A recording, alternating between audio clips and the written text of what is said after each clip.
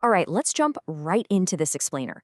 Because today, we are looking at the absolute most absurd, unbelievable, and frankly, physically impossible moments in military history. We're going to examine a bunch of historical events where the strict, serious rules of warfare were just completely flipped upside down. I mean, we're talking about real, documented battles that sound like they were pulled straight out of a surreal comedy or some Hollywood blockbuster. So let's break it all down. And we're going to start things off with a massive curiosity gap. Because yes, a regiment of men on horseback actually defeated a fleet of heavily armed warships. Just picture this for a second. Horses charging against naval ships. It makes absolutely zero tactical sense under normal conditions, right? And yet, it's a recorded historical fact. But before we give you the full, mind-boggling resolution to this dark, cinematic standoff between a French cavalry and a Dutch fleet, we really need to look at how human history is defined by the unpredictable. We naturally tend to think of history as this very organized, step-by-step sequence of strategic decisions. But as we're about to see, warfare is very often hijacked by the weird, the wild, and the downright absurd. Which brings us to Section 1, The Art of Deception. Subtitle here is Warfare by Hollywood Special Effects, and you'll see why in a second. So the U.S. military actually used literal theater to fight the Nazis in World War II. They created a top-secret unit known as the Ghost Army. Now, this wasn't your standard infantry unit. It was completely made up of artists, actors, and sound engineers. Instead of steel and bullets, they deployed inflatable rubber tanks. Seriously, rubber tanks. They broadcasted fake radio chatter that they knew the enemy was listening in on, and they rigged up these massive loudspeakers to blast the sounds of marching troops. They basically broke down the grim, mechanical reality of war into a movie set, faking entire divisions to deceive the enemy. And the crazy part? It completely fooled the German army. Now, if rubber tanks weren't strange enough for you, take a look at the Pigeon Missile Guidance System. The famous behaviorist B.F. Skinner actually developed a system for the U.S. military during World War II that was controlled by 3 live pigeons sitting inside the nose cone of a bomb. I know, it sounds made up, but they were trained to physically peck at a screen, and their pecking movements would literally steer the bomb toward its target.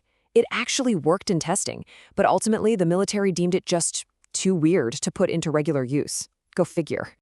And hey, if pigeons weren't weird enough, the U.S. military also tried turning bats into tiny flying firebombs.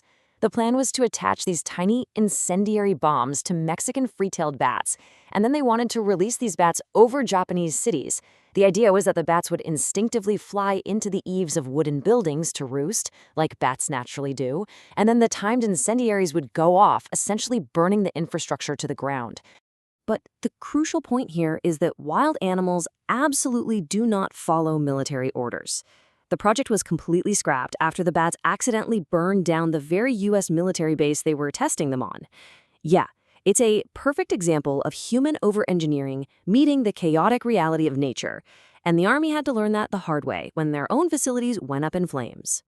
Moving on to Section 2, Unlikely Animal Armies, when the military loses to birds.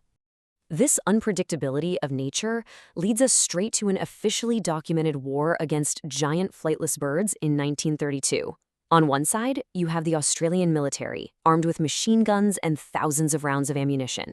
On the other side, massive flocks of crop-destroying emus. Now, the expectation was that trained soldiers with heavy weaponry would easily cull the birds and save the farmers' livelihoods, but the reality? The emus just scattered into small groups, regrouped completely out of range, and totally outmaneuvered the troops. The machine guns were practically useless against the sheer speed and chaotic, unpredictable movement of these birds.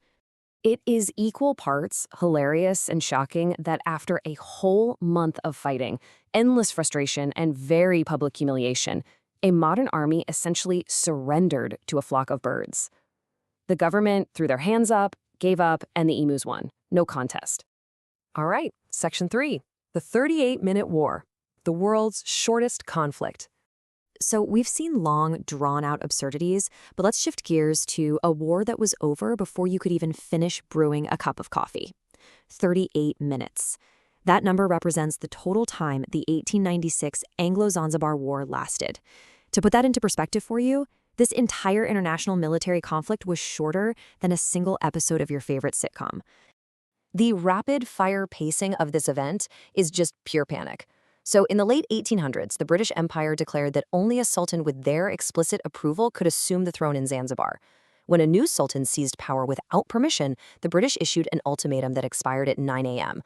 The sultan, well, he thought they were bluffing. Spoiler alert, they weren't. At exactly 9:02 a.m., 4 British Navy gunships opened heavy fire on the sultan's wooden palace. By 9:40 a.m., the palace was literally reduced to rubble. The sultan had fled to a German consulate, and the defenders completely surrendered. Boom, done. And the contrast in casualties here is simply staggering. 500 palace defenders perished in that brief window of intense bombardment. And on the British side, a single solitary sailor was merely injured. That's it. It was a brutal, overwhelming display of naval superiority that ended an entire war in just 38 minutes. Okay, Section 4, Capturing the Frozen Fleet, Returning to the Ice. Now that we've really established how lopsided and bizarre history can be, let's circle back to our opening mystery. While we traditionally expect cannons, crashing waves, and wind-filled sails in a naval battle, a brutal European winter created a physically impossible battlefield. The temperatures dropped so severely that the ocean water froze into a thick sheet of solid ice. Suddenly, the entire tactical rulebook of naval warfare had to be thrown completely out the window. 14. That is the exact number of Dutch warships that were helplessly trapped in this frozen water. I mean, just imagine the sheer terror and frustration of those crews. The pride of their navy, completely locked into the ice, totally unable to maneuver, sail, or escape in any way. They were absolute sitting ducks. And here is where history reads exactly like a movie script. The French didn't send their own ships to engage the trapped Dutch fleet. Instead, a French cavalry regiment saw the ultimate tactical opportunity. Horses charging directly across a frozen ocean. Without firing a single naval shot, they literally galloped over the ice and entirely surrounded the trapped warships. The cavalry literally rode their horses across the ice and captured the fleet. It is a deeply cinematic, jaw-dropping moment where the rigid rules of warfare were completely broken by the sheer force of nature. I mean, it remains one of the only times in human history where a cavalry charge successfully defeated a navy, all because the sea essentially turned to solid ground. How wild is that? Which brings us to our final section, Section 5, Stranger Than Fiction, History's Unpredictable Nature. To wrap up this explainer, we really have to acknowledge that the history books are far stranger, much funnier, and wildly more unpredictable than we're typically taught in school. Looking at all this, it becomes incredibly clear that human history is defined by the absolute chaos of the unpredictable. You know, we try to organize the past into neat, logical boxes, but the reality involves navies defeated by horses on ice, an entire war that ended in 38 minutes, a modern army surrendering to emus, a ghost army fighting with inflatable rubber, and weaponized bats burning down the very base they launched from. So I want to leave you with this final thought to really spark your curiosity. If a frozen sea can turn a regiment of horses into a victorious navy, what other impossible historical events are just waiting to be uncovered? It reminds us that no matter how much humanity tries to over-engineer our strategies, nature and just pure chaos often have the final say. If this explainer proved anything today, it's that the past is anything but boring.